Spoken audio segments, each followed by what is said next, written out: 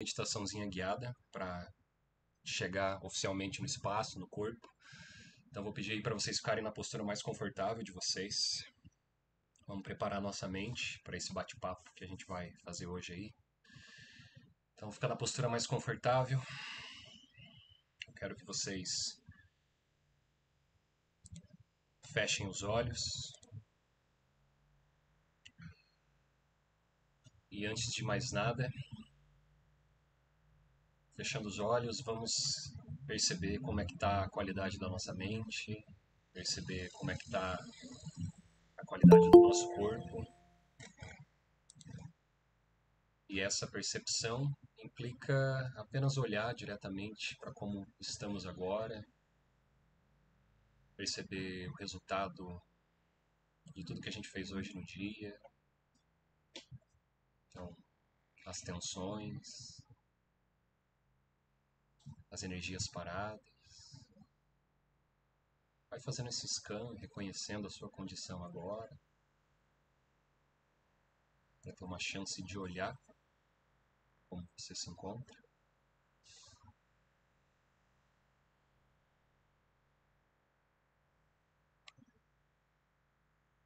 Vamos com calma começar a inalar e exalar pelas narinas. De uma forma suave, natural, sem esforço.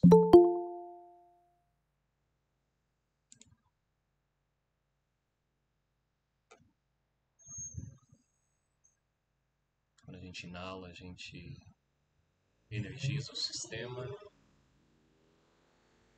A gente exala, a gente libera o que está acumulado, então começa a movimentar de uma forma suave, natural a energia.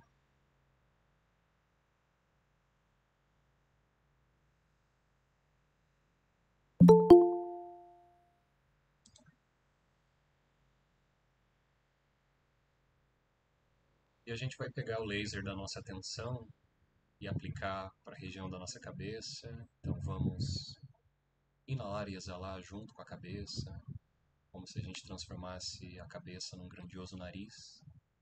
Bota a atenção na cabeça, respira suave através da cabeça, para movimentar a energia dessa região.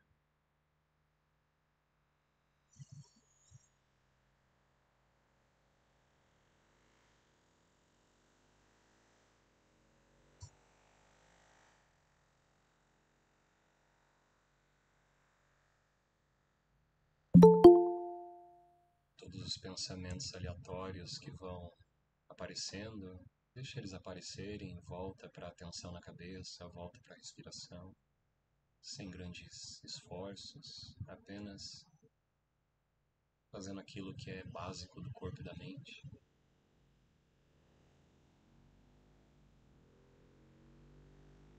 Descer para a região do pescoço, inala e exala através do pescoço, sente essa parte do seu corpo, sente as possíveis tensões.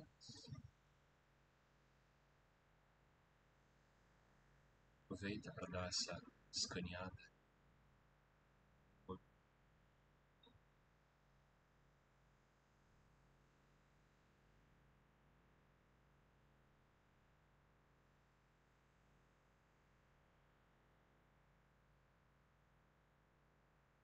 E aí vai descendo para a região do peito, ombros, respira também através dessa região.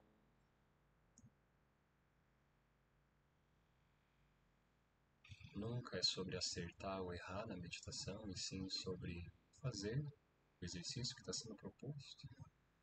Deixa o pensamento falar, volta para o pescoço, volta para a respiração.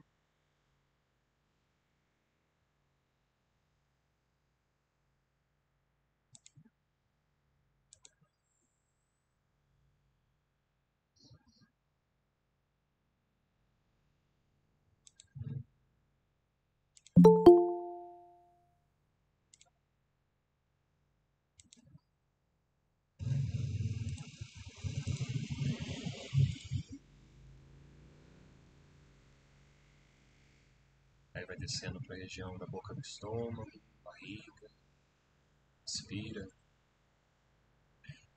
através dessa região.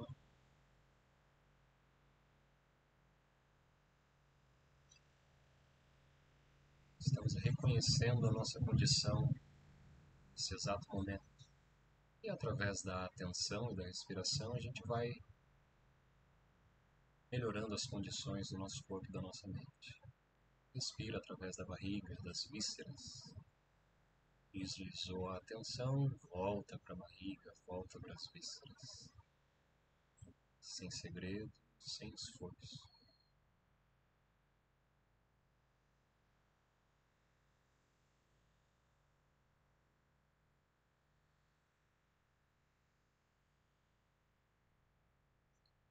Aí vai descer agora para a região da pelvis, quadris, cintura. Respira através desta região.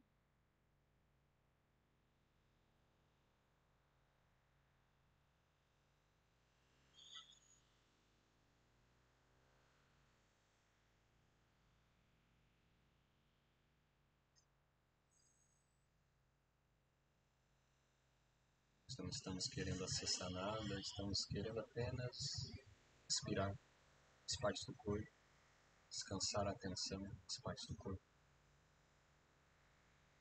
Agora vai descer para as coxas, joelhos, pernas e pés. Respira através das pernas.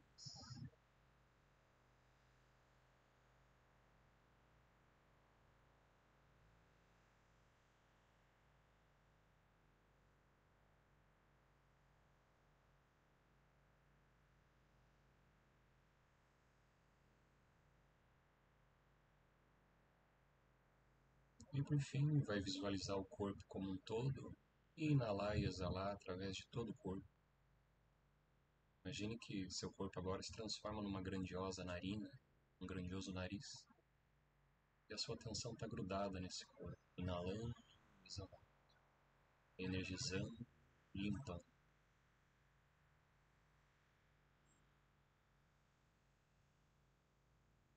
Sem esforço.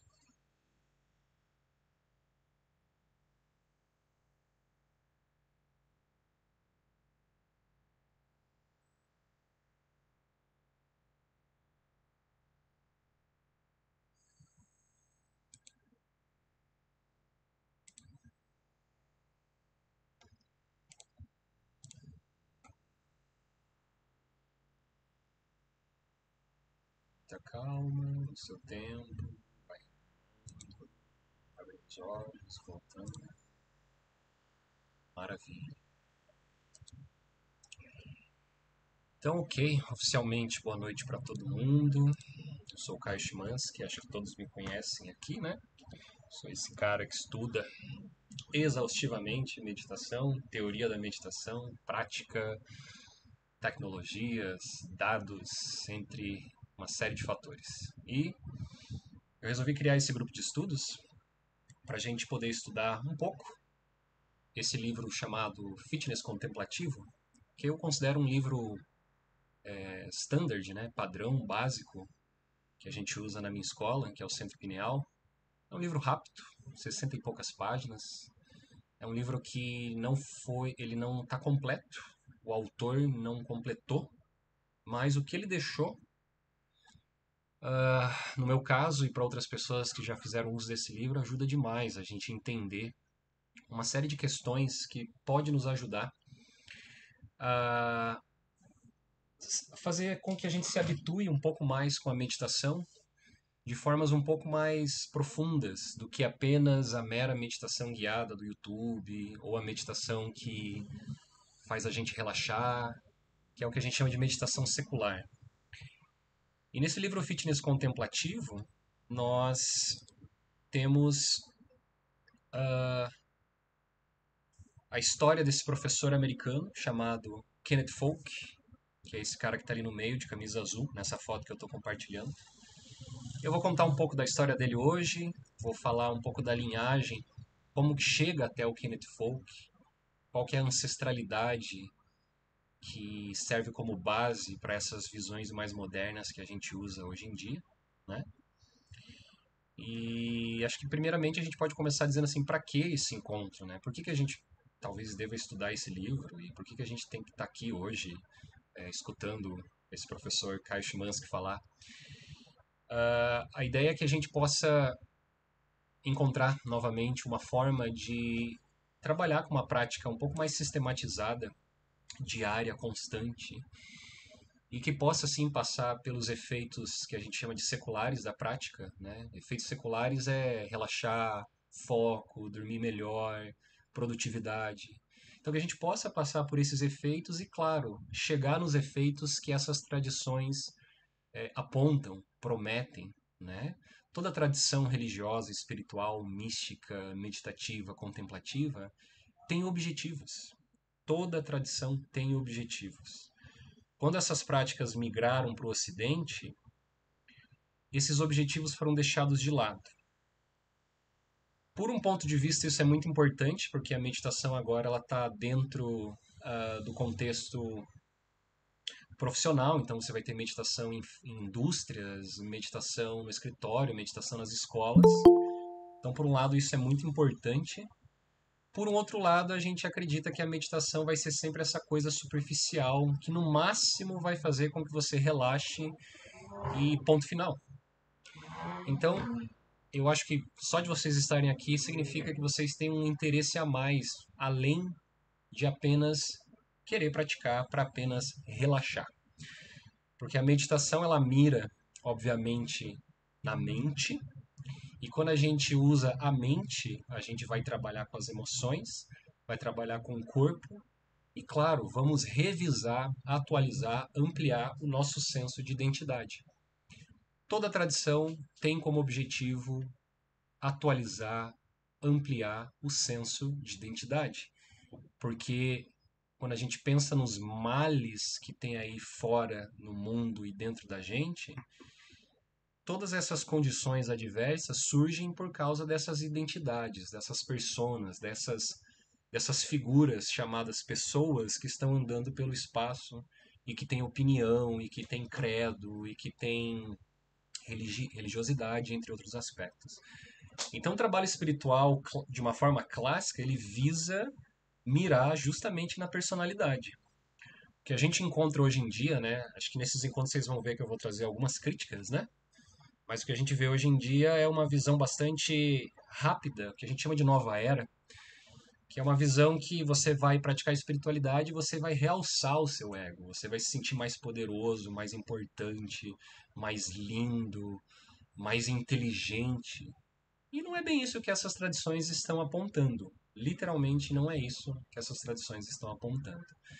Eu acho que é nosso dever como aspirantes a essas práticas, sim, se abrir um pouco mais para conhecer um pouco mais fundo essas práticas, para poder fazer a nossa lição de casa, encontrar os efeitos que essas tradições prometem e através disso sermos, obviamente, seres humanos melhores, personas melhores e que vamos estar ali, né, nutridos de virtudes nobres mentais como compaixão, paciência, coisas que a gente sabe que o mundo está precisando urgentemente, porque a gente vive um mundo onde existe uma infinidade de selfies.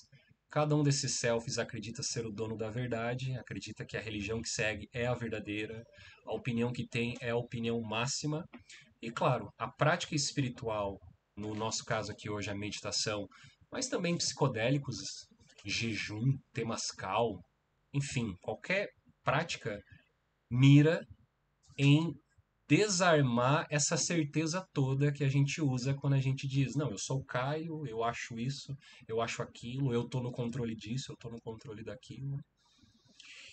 Então, vamos pro Kenneth Folk, né? A gente vai começar assim no futuro e vamos fazer uma regressão ao passado, né? Contando um pouco da linhagem desse professor. Então, Kenneth Folk é um americano.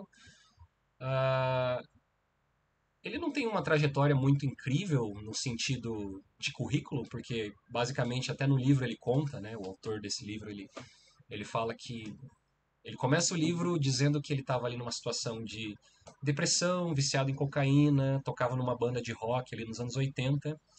E teve um dia que tinha acabado a cocaína que ele tinha comprado e ele tomou 4 dosagens altas de LSD, deitou quarto dele e começou a sensação é que ele queria morrer.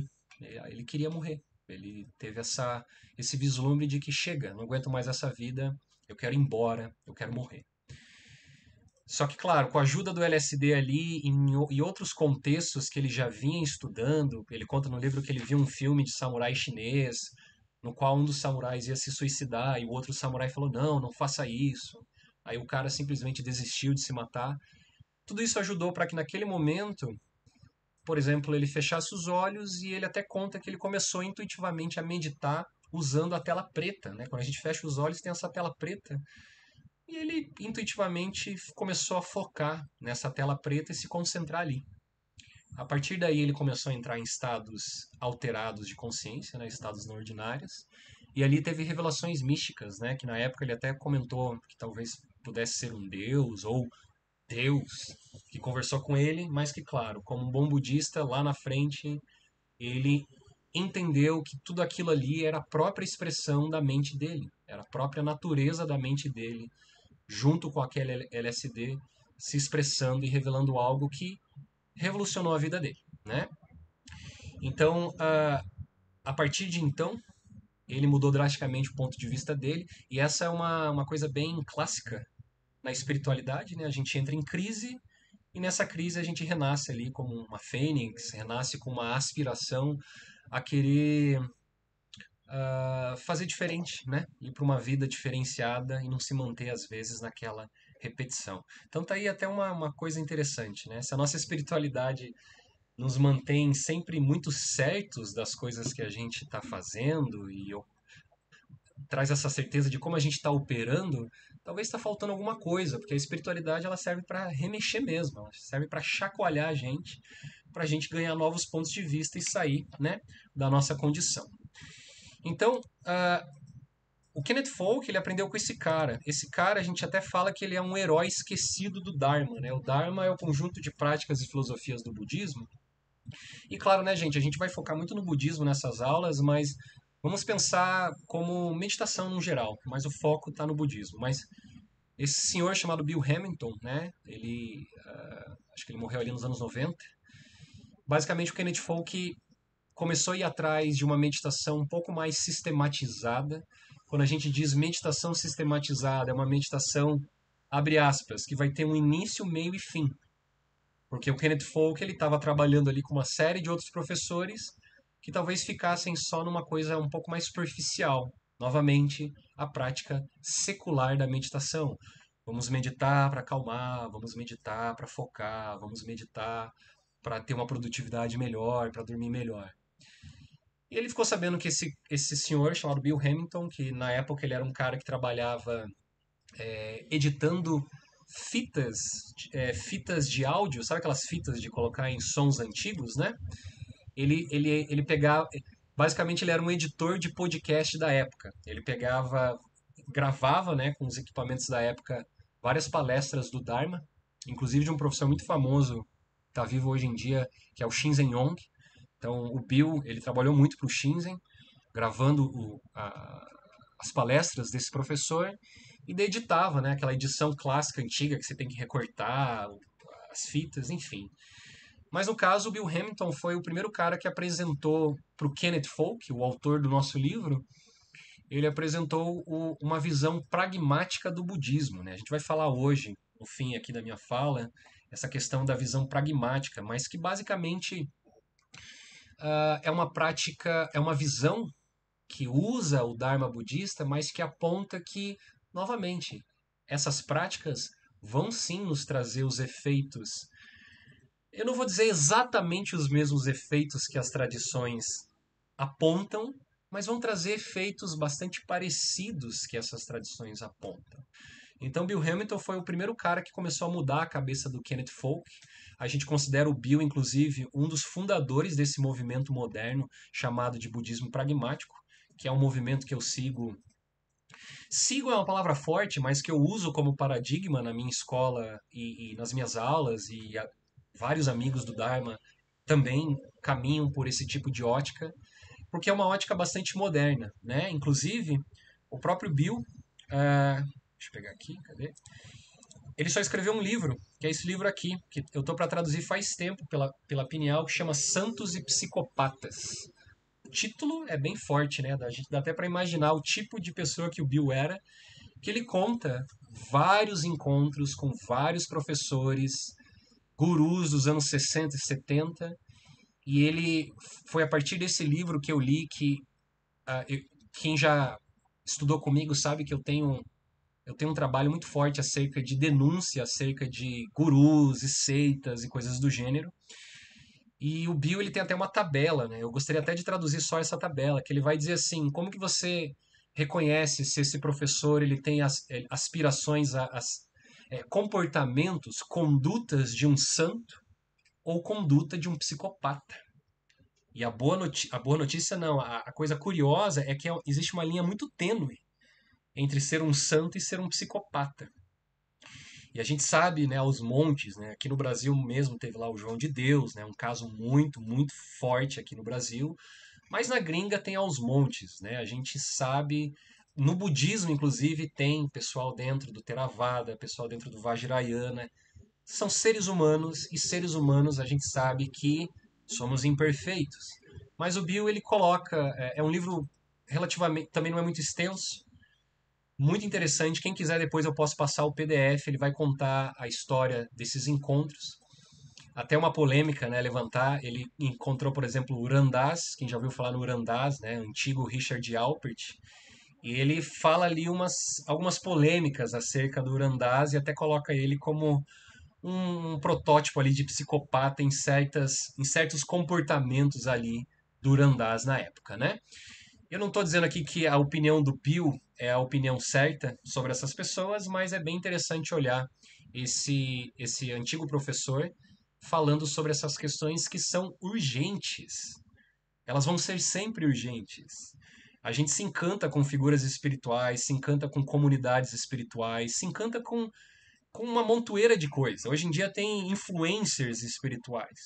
E se você não tiver um senso crítico acirrado, né, uma visão bem instalada, você pode sim se perceber, logo menos, que você está fazendo parte de uma seita, que você está com uma mentalidade de seita, está seguindo um guru, enfim. Mas o que nos interessa também nesse livro, né, dos Santos e Psicopatas, é que aí tem uma primeira abordagem acerca da questão do budismo pragmático, né, da questão do que a gente vai conversar sobre os 4 caminhos do despertar, os 3 treinos de meditação. Então o Bill foi o primeiro cara que começou a trazer esse paradigma mais moderno, racional, científico, que são tags desses nossos encontros que a gente vai fazer aí toda quinta. E a partir daí, né, o Kenneth começou a trabalhar com ele, a estudar com ele, e, e vamos continuar a nossa história aqui, então. Só um pouquinho, cadê aqui? Aí a gente chega, então, a gente está regredindo, né, como eu falei. Então a gente chega aqui agora na IMS, né? IMS chama Insight Meditation Society, ou seja, a sociedade da meditação do Insight. Insight é o que é chamado de Vipassana, né? Vipassana é um dos carros-chefes de tudo isso que a gente está aqui falando, talvez o carro-chefe dessa prática, desse movimento do budismo pragmático, mas também o carro-chefe do budismo clássico, do budismo do Siddhartha Gautama, né? E essa sociedade, que é uma sociedade formada por americanos e britânicos, mais ou menos ali no fim dos anos 70, meio dos anos 70, entrando nos anos 80, foi porque esses caras aqui na frente, né, o Jack Cornfield, esse de bigodinho, e aqui do lado o Joseph Goldstein, aí tem a Sharon Shainsberg, alguma coisa assim, não lembro o sobrenome, eles foram os primeiros ocidentais a ir lá para o sudoeste asiático, né? Sudoeste asiático, você tem ali Burma, que agora é a atual Myanmar, Tailândia, Laos, Camboja.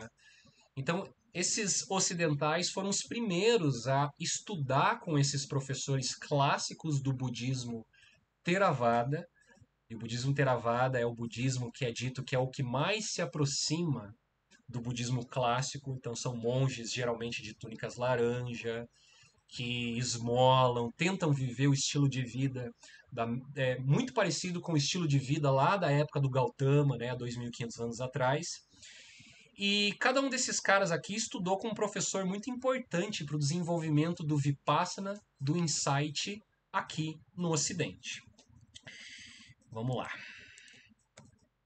E o primeiro desses professores é o Goenka, né? Talvez o professor mais famoso no contexto do Vipassana ocidental, eu diria. Ele é muito famoso no Oriente, obviamente.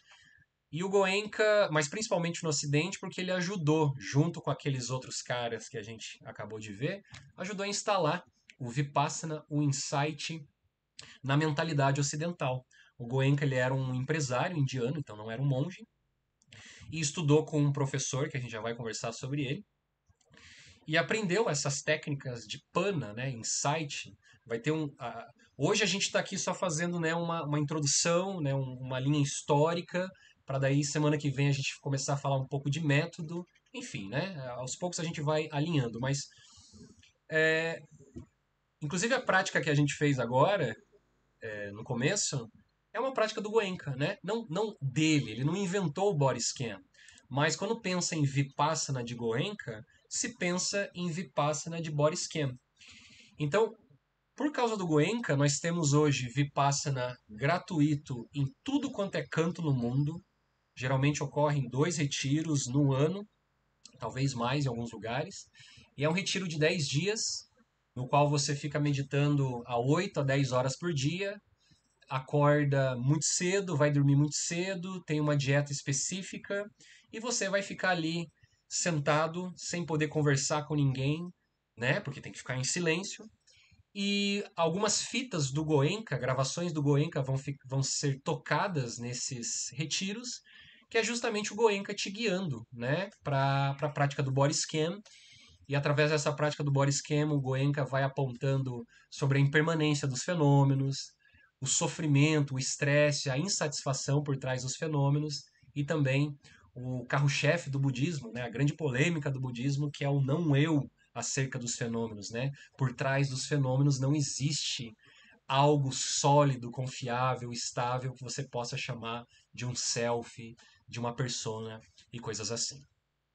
Então, o curioso, muitas pessoas que não têm o contexto da prática do Goenka vão aos montes para os retiros de Vipassana. Uma porque é gratuito, outra porque eles não são tão abertos para falar da técnica, dos mapas, dos estágios. É uma coisa um pouco mais fechada e geralmente a pessoa vai lá fazer um retiro de meditação acreditando que vai ser um retiro, não me levem a mal, mas um retiro, sei lá, com a Fernanda Lima no Rio de Janeiro, com comida vegana, e que vai ter yoga, e daí você vai tirar fotos de Instagram. Não tem nada a ver com isso. Inclusive, se alguém quiser um dia pro Vipassana, já tem que estar atento, porque é um lugar, abre aspas, de resistência. Resistência, sofrimento. É uma coisa difícil, né? Você ficar meditando em silêncio 8 horas por dia. Então, geralmente, quando completa lá o 10º dia, vai sobrar 20, 30% dos praticantes, porque, ainda bem, né? Você pode ir embora, você não precisa ficar obrigado lá sofrendo, né? Você pode ir embora. Mas, no geral, as pessoas não têm um contexto e vão aos montes para esses retiros achando que é, novamente, a crítica que já faz parte até mesmo do livro do Kenneth Folk, achando que é ali uma prática que vai te fazer ficar confortável, vai fazer você ficar, abre aspas, bem. E detalhe, não quer dizer que com o Vipassana você não vai ter momentos de ficar bem e ficar confortável. É óbvio que você vai passar por uma série de fenomenologias específicas que vai ser desde você ir para um alto pico espiritual até para uma descida, um vale depressivo, que a gente chama de noite escura da alma. Então, tá tudo no pacote, né? Mas as pessoas que eu conheço e que foram, né, para esse tipo de retiro, todas elas voltam muito atualizados, calmos, relaxados, porque, gente, nós não ficamos sozinhos com nós mesmos. Quando a gente vai meditar, a gente fica sozinho com nós mesmos. Quando você está no seu quarto sozinho e você está olhando o celular, vendo Netflix, lendo um livro que seja. Você não está sozinho com você mesmo. Quando você senta em meditação e fica em silêncio, é aí que você vai se escutar.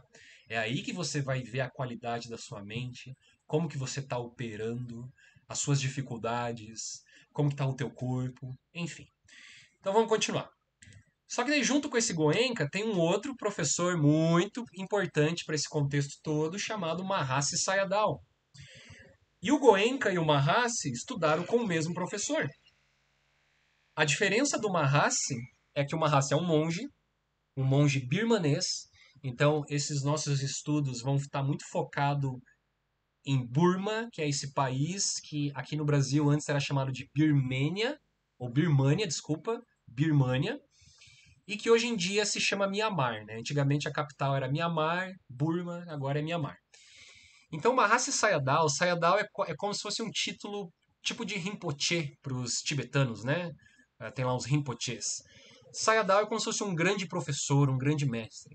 Então, o Mahasi Sayadaw, diferente do Goenka, ele é um cara que falava, né, não está mais vivo, mas a linhagem do Mahasi Sayadaw falava sim e fala abertamente sobre fenomenologia, estágios, objetivos e, inclusive, o despertar. Né? Então, se você for um dia para Mianmar e sentar com uma linhagem do Mahasi Sayadaw, você vai ver os caras falando, não, aquele cara ali ele é terceiro caminho, aquele cara ali é um arahat, aquele cara ali ele pegou a correnteza, que são termos para exemplificar que aquele meditador fez a lição de casa dele a fundo e realizou os efeitos que a prática promete. Então, a própria Pineal, a minha escola, foca muito nos estudos do Mahasi. Não que a gente não estuda outros budismos e outros dharmas, mas é muito interessante porque a gente já vai entender o contexto do porquê que o Mahasi é importante. Né? Vamos só ir para cá. Né? Então, antes de eu dizer o porquê que é importante... Aliás, para eu dizer o porquê que é importante, principalmente o Mahasi Sayadaw, você tem esse cara aí chamado Ledi Sayadaw, um monge ali mais ou menos dos anos 20, antes, né, ali 1800, se eu não me engano ele foi morrer em 1920, alguma coisa assim. E qual que é a história do Ledi? O Ledi, um monge Theravada, sem nada, né, uma túnica, uma cuia de esmola. E a ideia do Ledi é que na época que ele estava inserido, por incrível que pareça, vou até vir para cá já, os monges da época eles não meditavam. Era uma época que os monges não praticavam meditação. Quando a gente pensa em budismo, a gente pensa que não, sempre está lá os caras, né, sentados, quietos, meditando extensivamente. Mas em realidade não, são épocas que os próprios monges acreditavam que eles não eram capazes de acessar o que era acessado lá na época do Gautama. Então essa é um contexto, uma época que os monges eles trabalhavam mais ensinando o Dharma de uma forma erudita, teórica, indo lá esmolar, fazer o trabalho de monge, ensinar, como é que fala? Conduta ética, né? Não, você tem que se comportar assim, cuide da sua mulher assado. Mas não tinha a prática sentada, oficial, sistemática de meditação.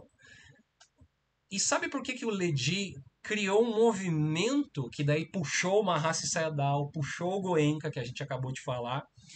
Porque foi uma época que os nossos queridinhos colonizadores, chamados de Inglaterra, tá aqui em cima, ó, na foto, era uma época que Burma era uma colônia britânica. E nessa época, os britânicos estavam querendo acabar com o Dharma budista para instalar, adivinha, qual religião? Qual religião? O catolicismo, né? O cristianismo. Nada contra o catolicismo e o cristianismo. Eu até estudo o cristianismo contemporâneo. Eu amo o catolicismo.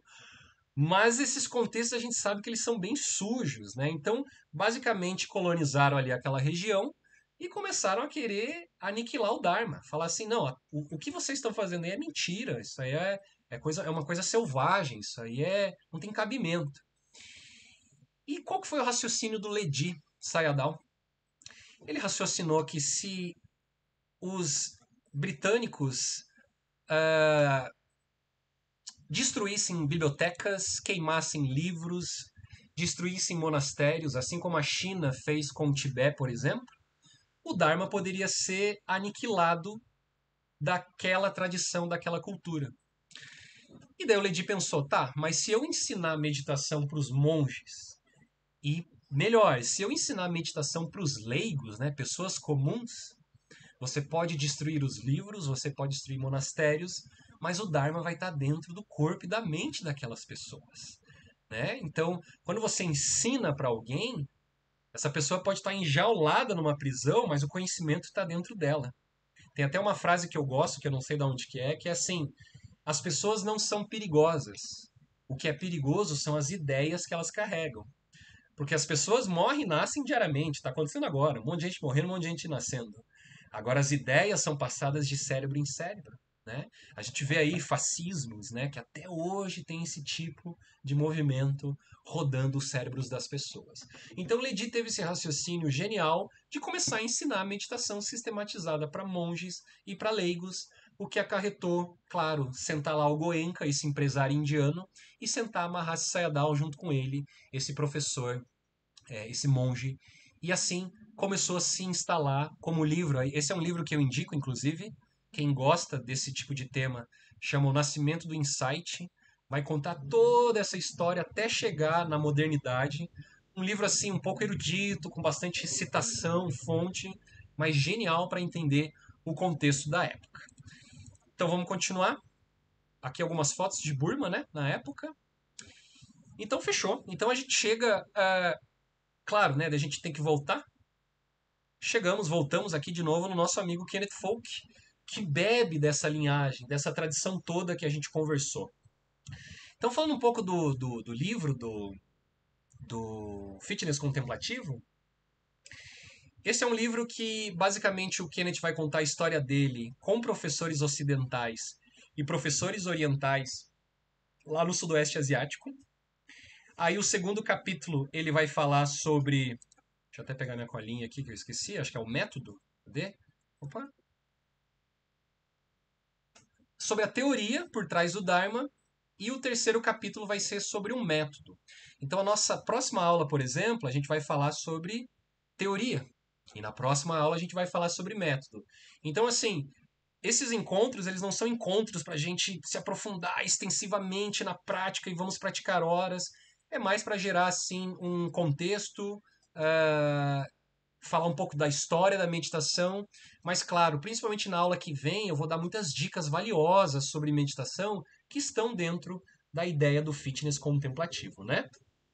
Mas então tá. Por que o termo fitness?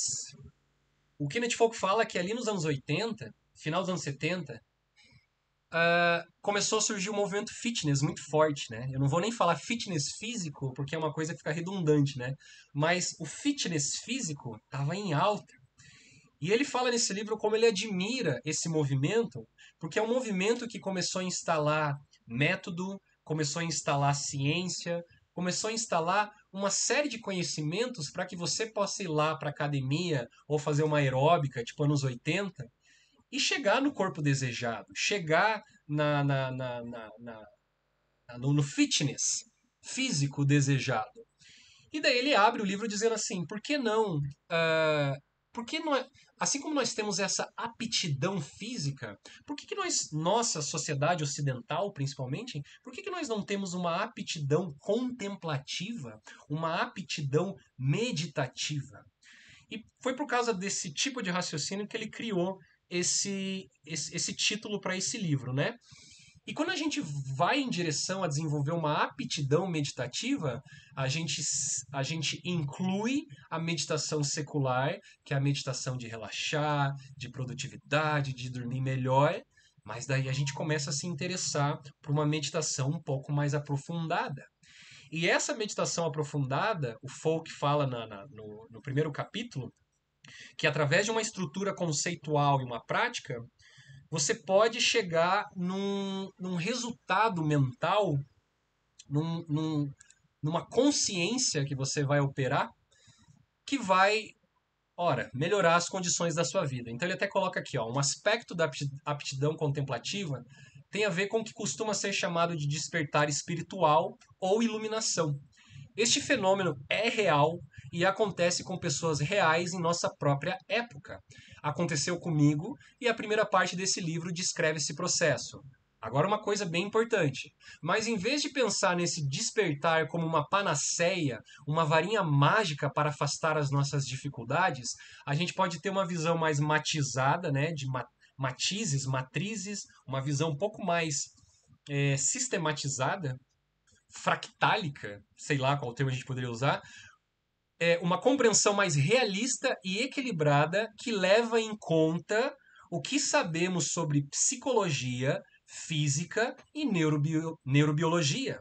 Então, para abraçar os benefícios da aptidão contemplativa, a gente não precisa acreditar que em algum ponto, se a gente meditar o bastante, a gente vai se comportar de uma forma impecável, a gente vai brilhar no escuro, ou de repente a gente vai ter acesso a 90% do nosso cérebro, e enfim. Então, ele já está aqui levantando uma crítica crucial, que é assim, o despertar existe. Isso não é um mito um mito religioso, místico, de culturas antigas. Não, o despertar é uma realidade. Você pode literalmente praticar meditação extensivamente e começar a operar, vamos usar um termo mais ocidental, cerebralmente, né? Criar novas circuitarias cerebrais para você se relacionar de uma forma diferenciada com, com o Caio, com as pessoas que o Caio se relaciona, com o espaço, com o tempo, com o nascimento, com a morte. Então, quando a gente vai despertando através da meditação, a gente vai ampliando a nossa visão acerca dessas coisas. E como ele já aponta ali, não necessariamente a gente vai parar de ter medo, ou a gente vai ficar perfeito, a gente vai ter uma ética extremamente elevada, nunca mais vai sentir tesão, e qualquer coisa do gênero que a gente encontra assim na tradição. Então, aí começa as primeiras polêmicas do budismo pragmático. No budismo pragmático, esse movimento moderno, a gente diz assim: o despertar é possível, mas não necessariamente, até então, a gente não sabe se é o que está escrito lá nas tradições. Que se você pegar 4 caminhos de Vipassana, por exemplo, completar 4 ciclos de Vipassana, de insight, você nunca mais vai ter uma emoção negativa sequer nascendo em você. A visão pragmática diz assim: se você tem essas pessoas na sua tradição, traga ela para a gente, vamos fazer testes com metodologia rigorosa, científica, para ver se essa pessoa realmente, abre aspas, é perfeita ou se com um teste específico essa pessoa falha e enfim. Então, essa aptidão contemplativa no contexto do fitness contemplativo e no contexto do budismo pragmático, que no fim é a mesma coisa, está dizendo que, em realidade, nós temos modelos de despertar. Eu, por exemplo, falo aqui abertamente que sim, eu já tive momentos de despertar. Se isso me fez mais especial que alguém, muito pelo contrário. Se isso fez com que eu nunca mais brigasse com a minha namorada, muito pelo contrário. Agora, o próprio Bill Hamilton tinha uma frase que ele dizia assim, né? O Kenneth Folk perguntava para ele: por que eu devo despertar? Por que eu devo ir fundo na meditação e realmente me aprofundar? Ele dizia assim: eu não sei te dizer por quê, mas é altamente recomendável. Então eu digo a mesma coisa. Eu poderia ficar horas dizendo, descrevendo a minha fenomenologia, o meu modo de operar, como que eu reajo a uma crise, como que eu reajo ao não, como que eu reajo a uma vergonha, mas eu prefiro dizer assim: olha, eu não sei dizer por que você tem que despertar, mas é altamente recomendável fazer isso. É altamente recomendável sentar e conhecer a mente. Porque se você não conhece a sua mente, você vai operar pelos conteúdos que te ensinaram. E os conteúdos que te ensinaram sobre a mente é um conteúdo assim que pode ser limitado. A tal da dualidade, né? Sujeito, objeto. Eu, Caio, estou aqui isolado, tenho objetos na minha frente, eu me relaciono com esses objetos, e um dia eu sei que eu vou morrer, e eu estou me desesperando porque eu sou o único animal da natureza que sabe que vai morrer, então eu preciso me acelerar, ficar ansioso, vencer na vida, acumular dinheiro, porque lá no fundo eu sei que eu vou morrer. Então, a espiritualidade ela vai olhar para essas coisas e vai nos ajudar a trabalhar melhor com essas coisas. Então, vamos continuar aqui. Ok. Então, ele até coloca aqui, e eu até enfatizo, é uma fala que pode ser minha também, que a aptidão contemplativa, né?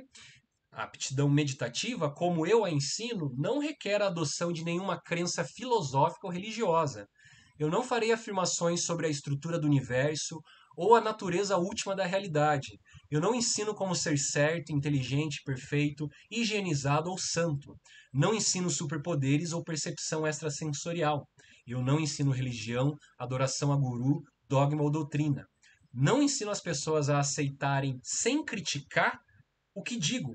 Eu simplesmente ensino técnicas práticas que, quando praticadas com diligência, podem ser totalmente transformadoras para a vida humana. Na medida em que ofereço conceitos e ideias, elas não pretendem ser uma doutrina, mas sim estruturas conceituais nas quais você pode entender a sua própria experiência. Então aqui é uma coisa bem curiosa, interessante e necessária. Uma pena que toda tradição que está por aí operando, não importa qual contexto, talvez não está interessado em olhar para isso que acabou de ser apontado. No fim, a única pessoa que pode validar ou desvalidar a minha experiência sou eu mesmo. Porque só eu tô dentro da minha carne. Só eu tô vendo a minha mente em tempo real. E nós estamos em 2024. Como ele colocou ali, né, a gente levar em consideração, sim, o que a gente tem de conhecimento da psicologia. O que a gente tem de conhecimento da física. E também da neurobiologia, da neurociência. Se a gente junta essas tradições ancestrais junto com esse contexto moderno, muita coisa interessante pode sair e a gente pode atualizar essas visões e, quem sabe, chegar lá na frente, num futuro onde as pessoas possam, na escola que seja, sentar e despertar. A gente vai falar um pouco mais ao decorrer desses estudos sobre o que é o despertar. Então, assim, chegando ao fim, né, do nosso papo de hoje, esses encontros vão ser assim, papum, né, 1 hora, fala, eu até desliguei os microfones, porque gente, eu já trabalhei com o microfone ligado, a galera entra, eu falo, oi Vinícius, oi Poliana, oi Kaiden. Ah, então tá, vou desligar. Então é melhor já, né, esse contexto que fica um pouco mais interessante. Mas aqui, agora, esse final é o carro-chefe aí da nossa visão, que é as principais características do budismo pragmático. Então, qual é a visão que esse movimento estrutura para trabalhar com essas práticas ancestrais? A gente tem a questão da relação entre a teoria e a prática. Relação entre teoria e prática significa que se você vai ler lá a descrição de um mapa de concentração, por exemplo, você vai decorar, provavelmente ou não, teoricamente, os estágios, as fenomenologias. E assim como o Gautama, né, o Buda clássico, histórico, falou, você vai ter que ir lá sentar e ver, na tua experiência direta, esses estágios. Então sempre tem que ter uma abordagem teórica e prática. Gente, hoje em dia na modernidade, muitas pessoas ficam só na teoria e no dogma. As pessoas não querem meditar. Eu sou professor de meditação, eu não tenho medo de dizer isso. As pessoas não querem meditar. Elas vão, inclusive, para sangas budistas e elas não querem meditar. Se você não meditar, você não vai entender o budismo. Não tem como você entender exclusivamente pela via intelectual. Apesar que a via intelectual ela é extremamente necessária. O budismo é muito erudito. Muito erudito, muito teórico. Inclusive, a gente quebra a cabeça estudando o Dharma pela via teórica. Mas no budismo pragmático a gente está interessado assim. O que funciona na prática? Ah, a Thalita sentou em body scan, funcionou 2 sessões, mas daí agora ela está 3 meses em body scan e não está funcionando. Então troca, vai para uma outra prática. No pragmatismo a gente raciocina assim. Vai em direção ao que funciona. Não perca tempo. Claro que tudo isso tem aspectos positivos e negativos, mas a gente não vai fundo nisso aqui hoje não. Como já foi falado, o despertar é possível, segundo a característica. Não necessariamente o despertar seja o que está sendo apontado por uma série de, abre aspas, donos do Dharma, porque se você viajar pelo globo terrestre, você vai encontrar 357 milhões de donos do Dharma. Aquele cara sabe o que é o Dharma, os outros não, né? No pragmatismo a gente diz assim, então vamos pegar a opinião de todos esses caras e vamos ver os modelos possíveis de despertar. Daí, de repente, conhecendo os modelos possíveis de despertar, O Vinícius vai lá, senta para praticar e talvez encaixe. Ele começa a se sentir desperto e vai encaixando em algum modelo que ele estudou, o que de alguma forma, abre aspas, pode validar subjetivamente a experiência que o Vinícius está tendo. Aí vamos lá para baixo, os mapas podem ser úteis, então a gente sim trabalha com mapas, estágios, objetivos. Trabalhar com mapa é uma benção, trabalhar com mapa é uma maldição, andam lado a lado. É uma benção porque você fica atento, você para de ficar meditando e aleatoriamente se sentiu elevado. Não, hoje eu meditei e eu me senti elevado. Aí eu perguntaria, mas como que você foi até esse lugar? Ah, não sei, eu só fiz uma técnica. Tá, mas me descreva, como que foi momento a momento? Ah, eu não sei. Então, isso pode ser muito... pode transformar a nossa prática num lugar onde a gente não vai chegar na maestria que sim, todos nós queremos. A gente quer sim sentar, fechar os olhos e se autorregular emocionalmente. A gente quer sim sentar, fechar os olhos e saber como ir para um lugar onde você adquire uma consciência espaçosa, que para de ficar grudado no corpo, na densidade do corpo e descansa. Então, é muito importante aprender as fenomenologias, os mapas. Na Pineal, a gente vai até além, a gente piora mais ainda a situação que a gente tem gráficos e dados de eletricidade do cérebro, porque essas coisas podem sim servir como fatores valiosos para você entender a tua própria experiência subjetiva. Porque a tua mente é uma coisa abstrata, invisível, sutil, se você provavelmente não tiver uma sanga, uma comunidade, ou um amigo que seja para trocar sobre isso, se você não tem um diário de meditação para escrever o que está acontecendo, e se você não sabe nem ao menos um único mapinha, sua prática vai ficar sempre dando loopings e voltas e de novo. No cristianismo tem início, meio e fim. No islamismo tem início, meio e fim. Esse fim é aquela coisa mágica, o santo que flutua, como a gente está falando aqui, a gente não sabe dizer se sim ou que não. Então, tá, gente, eu não quero nem soar que a tradição não sabe e ela está mentindo. Não, não, a gente só está dizendo assim, nós não sabemos ainda se o que a tradição fala é real da forma como está sendo apontada. E qual que é a maldição do mapa? Ora, você pode ficar obcecado com muita expectativa. Você vai estar meditando e vai. Será que isso aqui é o primeiro Jana? Não, é o primeiro Jana, vou contar pro Caio. Não, não, agora é do segundo Jana. Não, mas não tem. Aí você fica meio doidão, literalmente. Claro que daí, como, ah, como tudo na vida, a expectativa sobe e depois a gente vai ficando bem neutro, né? Quem já faz aula há muito tempo comigo sabe como começa a fazer a aula, escuta lá, não, vai chegar uma hora que a realidade vai desligar e você vai entrar no não manifesto, uma montoeira de fenomenologia, mas chega uma hora e a pessoa fica toda animada, né? Roendo a unha, daí pratica 3 horas todo dia, aí depois vai baixando. Claro que vai baixando. Aí vai chegando a um lugar mais neutro, mais realista. E nesse lugar realista, você senta e vai fazer a sua prática. Terminou a prática? Relata para alguém, nem que seja no teu diário. Escreva a tua fenomenologia meditativa. Se você não escreve, se você faz aula de yoga e você medita 10 minutos na aula de yoga, chega em casa, escreve o que, que você sentiu na meditação. Senão você vai ficar sempre numa espiritualidade moderna. E espiritualidade moderna é pulando de galho em galho. E você nunca vai aprender de verdade essas coisas. Então, assim, né? Eu tô botando aqui a minha opinião, né? Pessoal. Aí não quer dizer também que é a opinião final, mas essas são as dicas que eu tô dando pra gente se habituar no fitness contemplativo.